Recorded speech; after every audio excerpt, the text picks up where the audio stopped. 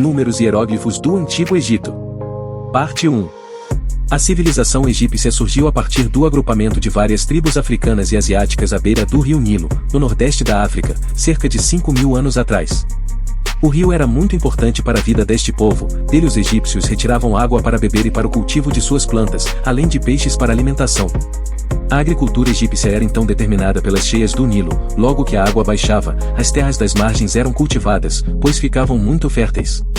A atividade agrícola era, portanto, bastante organizada. Mas outros setores da vida egípcia também eram bem desenvolvidos e administrados. Os egípcios tinham suas crenças, cultuavam muitos deuses e acreditavam também que estes deuses, de alguma forma, eram responsáveis por acontecimentos de suas vidas. A política, por exemplo, estava muito ligada à religião. O faraó, autoridade máxima, era considerado um filho de Deus por seus súditos.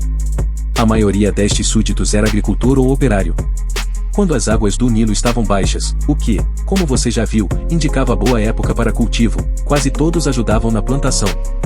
Quando o rio estava cheio, os agricultores passavam a ser operários, trabalhando em projetos de construção encomendados por faraós.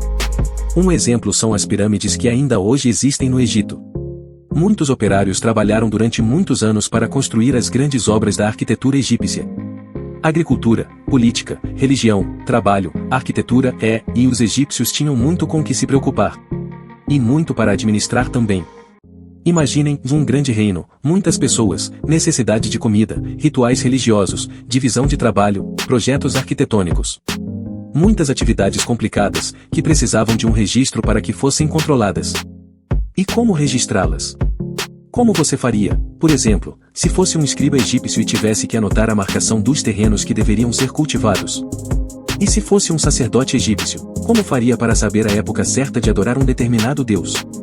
E se no caso você fosse o arquiteto das pirâmides, o que faria primeiro, o desenho, a lista do material necessário ou o cálculo dos operários que deveriam trabalhar na obra?